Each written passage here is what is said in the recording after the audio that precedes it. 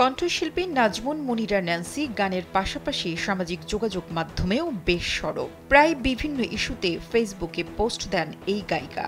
এবার চলমান বৈষম্য বিরোধী ছাত্র আন্দোলন নিয়েও চুপ থাকেননি।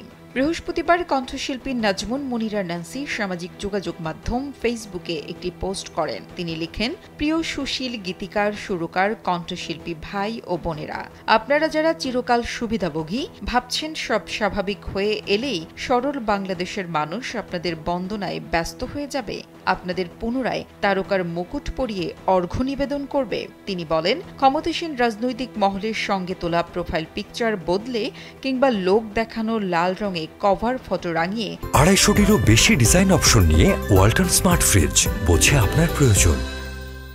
নিজেকে বিপদসীমার বাইরে রেখেছেন, কিন্তু চলমান পরিস্থিতি নিয়ে টু শব্দটি করেননি। ভবিষ্যতে যার সঙ্গে ছবি দিলে গুণ বন্দনার নামে চাটুকারিতা করলে 2 পয়সা বেশি পাবেন, সে ফন্দি ফিকির করছেন, ধিক্কার আপনাদের। বিশ্বাস করেন, আপনাদের মধ্যে শিল্পের বিন্দুমাত্র অবশিষ্ট নেই, বরং আপনাদের দেখলে ধান্দাবাজ মনে হয়।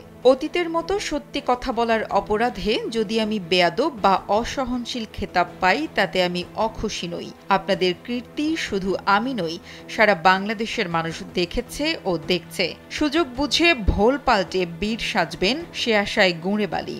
পোস্টের শেষে ন্যান্সি আরও বলেন, আপনাদের সঙ্গে কাজের সূত্রে যে সম্পর্ক ছিল সেটা আমি ছিন্ন করলাম, আপনাদের বর্জন করলাম। জানি তাতে আপনাদের কিছু আসে যায় না, তাতে কি, আমি তো আয়নার সামনে মাথা উঁচু করে দাঁড়াতে পারবো।